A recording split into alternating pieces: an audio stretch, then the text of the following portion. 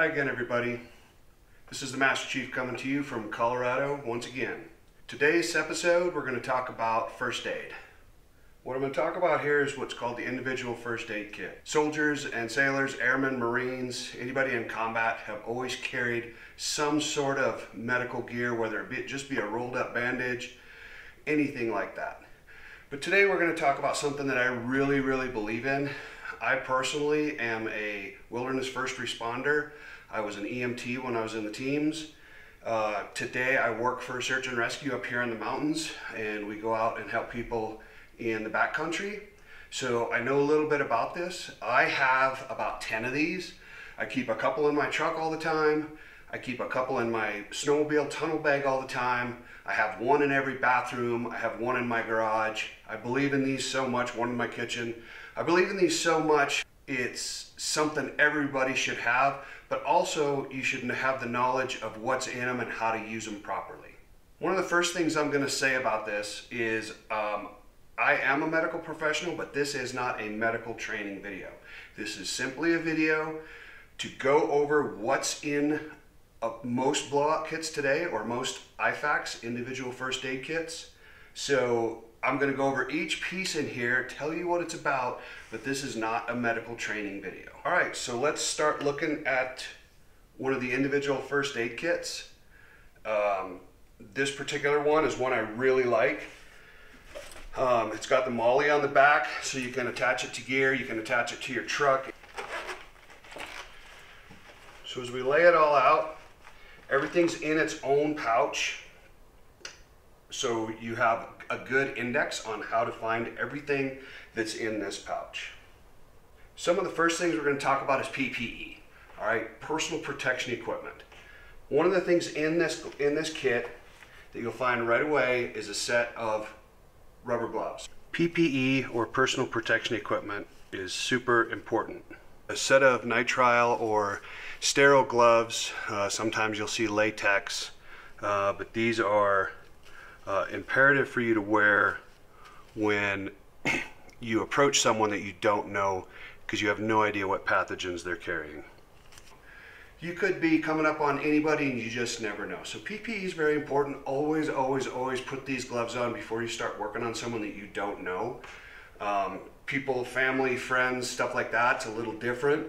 But if you don't know these people, you really need to just have it in your mind that you're going to put the latex gloves on, or the latex-free gloves, whichever ones you're carrying, and make sure you have those on. The next item in here is a pen. Pen is to write down vitals, anything that you need to know that when emergency medical services comes, ambulance, EMTs, anything like that, you have a good record of what you can tell them for what your knowledge base is, how it happened, what's the mechanism of injury. You know, and the thing about this, you can write it on your hand, you can write it on a pad, you can write it on a window, you can write it on anything that you can write on, but you can write basic things like pulse, you know, how it happened, what their name is, how old they are, if they have any medical conditions, if they have any bracelets, anything like that. So it's also a really important thing, and I like to change these out every year just to make sure I've got a good one in there, and I do like the small Sharpies. Next item on here we'll pull out is just an H bandage. The thin H bandage is a universal bleeding control. It comes with tension bars on it. That's where the H comes from, that you can wrap it back and forth to create that tension and that compression to stop bleeding. It can work up to pretty severe bleeding injuries on arms and legs, and it's a really good piece of this IFAK that everybody should have. You can use it on an arm, you can use it on a chest wound, you can use it on a leg. You can use this pretty much anywhere. It's really universal, mainly designed for the arm and leg, but you know, sometimes you got to get creative. So that's the next item on here. Next item on this side of the panel is a sterile burn dressing. The dry sterile burn dressing, or cravat, you also hear these referred to as triangle bandages. This is a really useful part of this kit. It can be used to sling an arm, it can be used to swath, it can be used also as a bandage underneath the compressed gauze. Just a really good universal piece of gear. This is what you'd see back in the Vietnam photos, the guys wearing, the men with green faces wearing around their heads when they went into combat. Burns, you know, can be a little bit tricky. So with a burn dressing, they're specifically treated with a specific material. So if you do have a burn, you know, even a really bad sunburn, you know, when we get into those higher burn categories, burn dressing is a really good thing to have. Even in the garage shop, if you're welding, if you're, you know, working with propane torches, acetylene torches, stuff like that, always good to have a burn dressing in your kit. Next item on this side, which is really, really good, really universal, it's a roll of tape. A good roll of tape is very versatile. Always put your dog ear on it so you can always pull it even with gloved hands. It's good for attaching elastic bandages. You can use it for as a splinting material, but it's always a good item to have in your individual first aid kit. A tape is always a good thing to have, and use good tape. You know, use the best tape you can find in your kit if you want to modify it, or use the tape. This is really good tape that comes in this kit. Moving to the other side of the kit, we got 2 packages of compressed gauze. This kit contains 2 packs of compressed gauze. Compressed gauze can be used for many, many different things. It can be used as a wrap, so you can wrap around a limb if you need to, if there's a cut or a scratch or it's bleeding. You can use it as a packing for any kind of open wound, and you can also use it to tie things off or tie around other bandages. Compressed gauze, you know, once these open, they unfold, they unwrap, and you can stuff them into wounds. You can use them under a dressing for a wound. There's many, many different things you can use this. You can use this if it's an eye injury, if you need to have a patch in the eye. You can use this for any bigger wounds, contusions, anything like that that you need to wrap. You can use this gauze first. So there's 2 of these in here. Next thing we're going to talk about is an airway. This is to create an airway if someone's having trouble breathing. It goes through the nose, nasal area. Really crucial if someone has, you know, something wrong with their neck or where they can't breathe, that you can use this nasal airway to create a breathing space for them. So this is a pre-lubricated airway. This goes into the nose in case they're having trouble breathing, anything like that. The directions are simple on the back. This one comes pre-lubed. You might see some kits, if you buy them some other places, that have a different one that has a little lubricant pack in it. And this goes up through the nose into the back of the cavity so you can create an airway if one's needed if they're having trouble breathing. Next item is our QuickClot Z-Fold gauze. The QuickClot Z-Fold gauze is really, really good to stop bleeding. The idea behind the Z-Fold gauze is it comes out Z-folded, so if it is a deep puncture wound, you just keep stuffing that impregnated gauze with a cauterizing agent into the wound until you can't stuff any more in, and then you would wrap that with a bandage. This is a lifesaver. A little bit about QuickClot. You know, after 9/11 and we started doing a lot of combat, remember, wars push the medical envelope on emergency trauma medicine faster than anything when we're not in war. The original QuickClots came in a powder form, and the original QuickClots were kind of hard to use because if it was windy, you know, and it attaches to moisture, so if you're all sweaty. The newer units with the QuickClot gauze, the Z-Fold gauze, it actually comes out, everything's pre-impregnated with the QuickClot, and you know, so the QuickClot, you can just push it into a wound and it'll start cauterizing that gauze. I'm not going to talk really about what this is impregnated with, but it is a cauterizing agent, so it will stop the bleeding. It does expand. I've used this countless times in my 13 combat deployments. I really believe in it, and I think everybody should have some of this in their kits.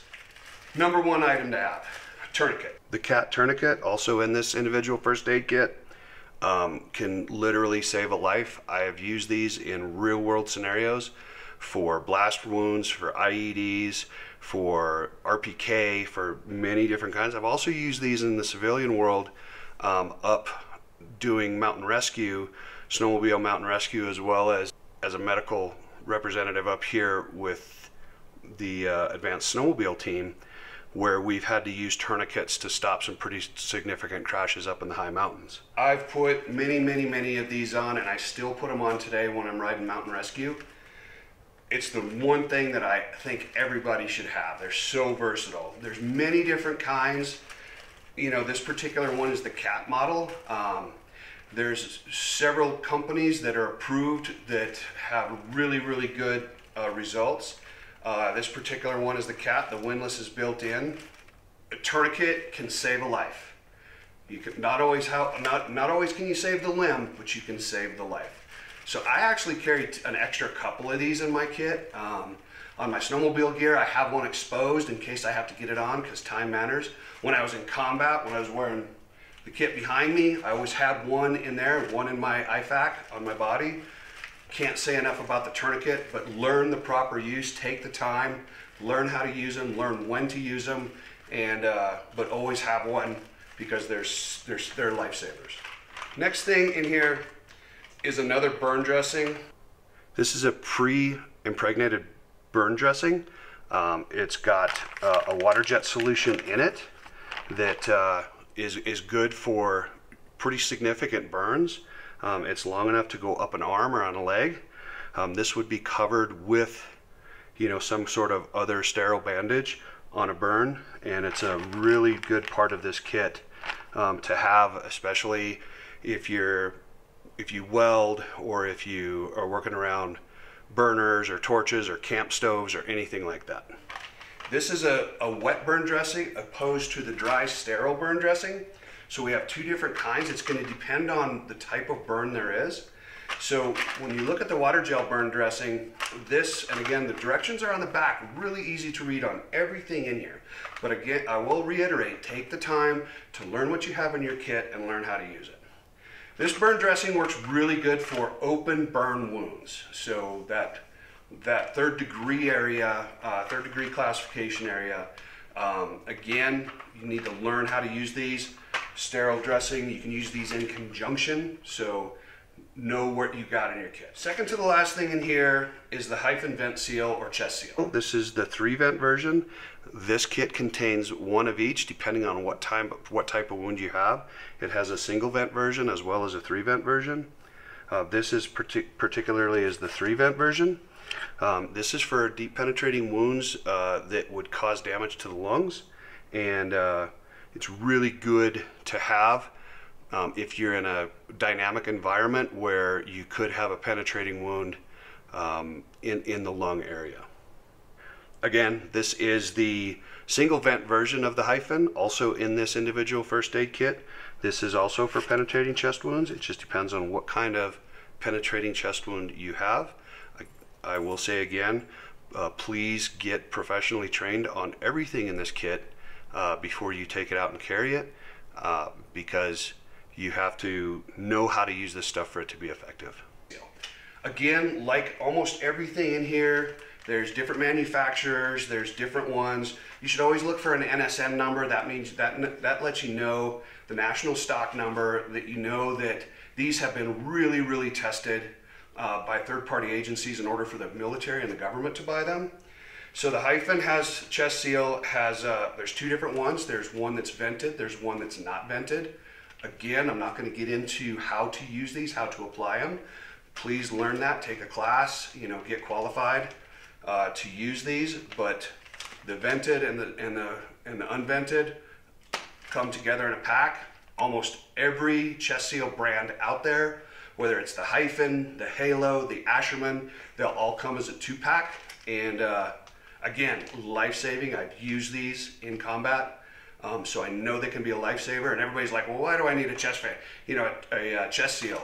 You know, I'm not going to be out getting in gunfights, but you never know. In mountain rescue, we've had guys take on snowmobiles at high speeds, take branches of trees right through. It goes all the way through. It's a through and through. They almost always have pulled themselves up when we get there, so it really looks just like a gunshot wound. The last thing in here that I'm really not gonna get into a lot is a needle. The single-use sterile needle for using for needle decompressions. This is a piece of gear that you must be trained on how to use. But it is in this individual first aid kit. You really have to know what you're doing before you pull one of these things out. This is for needle decompression. This is something that most people, even EMTs, are not qualified to do. So you really need to know what you're doing and be qualified to use this to do a needle D or needle decompression or needle thoracentesis. But it is in this kit. I have them.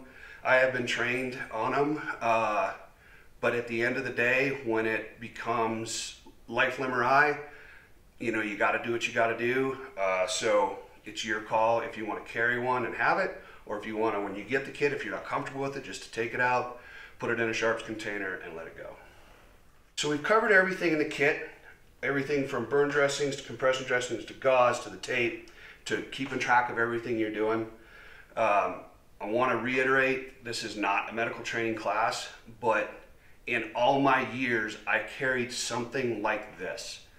And always carried it. And even now today, like I previously stated, I carry them and I use them today. This is one of probably the best things you can have around your house, especially if you have kids, if you're active, you know, if you're outside, or even if you're just driving down the road. Like I said, you know, I carry 2 of these in my truck all the time.